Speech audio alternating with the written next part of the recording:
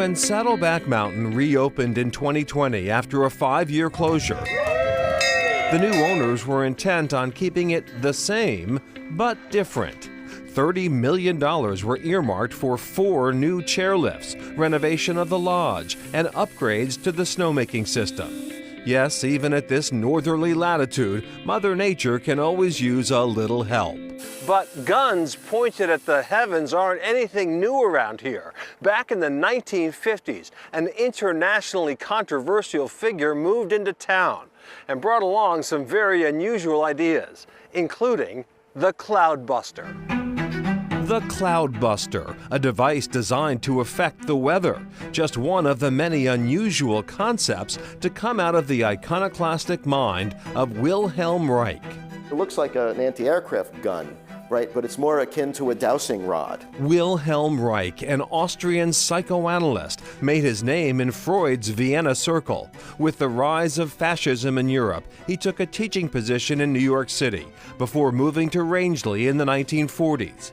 Reich established his research center on a hill overlooking Moosluk-Maguntic Lake. Today, Reich's home is much the way he left it in the 1950s and is maintained as a museum. David Silver is director. He called this building the Orgone Energy Observatory because that's what he was studying. Reich became focused on what he called orgone, an invisible energy or life force related to Freud's libido or the Chinese concept of qi. He called his new home Organon, and it was often filled with researchers and his followers from New York and beyond, as seen in these images from a recent documentary, Love, Work, and Knowledge, The Life and Trials of Wilhelm Reich. Do you have any sense as to how Rangeley felt back in the day about this sort of odd Austrian man on the hill with his contraptions and his devices? They were extremely suspicious. He had a German accent. He had people coming from all over the world here. There was this idea that it had something to do with sex. Indeed, much of Reich's work did involve the mental benefits of sexual health.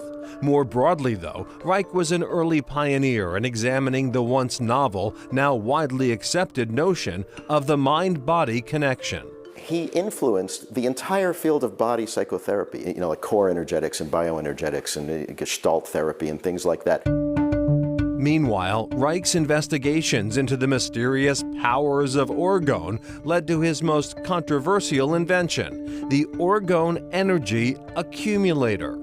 People have used these for decades, and in Reich's time there were a few hundred of them that were used by patients of physicians who worked with Reich. Reich believed the boxes, made of layers of cotton, wool, fiberglass, and sheet metal, would concentrate beneficial orgone energy on the person sitting inside. Adherents included writers J.D. Salinger and Norman Mailer. There's a famous picture of Kurt Cobain sitting in William Burroughs' accumulator. Then there was Woody Allen's Orgasmatron. The accumulator is an easy thing to make fun of, and a lot of people latch on to that. The Orgasmatron in the Woody Allen movie Sleeper is clearly based on the accumulator. But I think the jury is still out. Figuratively, perhaps, but in 1954, the FDA issued an injunction against Reich, accusing him of making false claims about the benefits of the accumulator. It ordered a recall of the devices. Reich was found in contempt and sentenced to prison. His books referencing orgone were burned by order of the court. He died in prison in 1957. I'm not here to say exactly where he was right or wrong, but he was clearly onto something that interests an awful lot of people. Indeed, if the government wanted Reich's ideas to go away, it didn't go well. Reichians continue to make the pilgrimage to this hilltop in Rangeley. Conferences on the doctor's work are held every summer. The accumulator especially continues to have an active following around the world. I've had in the last week 10 people download from our website plans to construct an orgone energy accumulator as a PDF file for $8.50 from Australia and from Germany and from Canada and from California. There's constant interest in this work.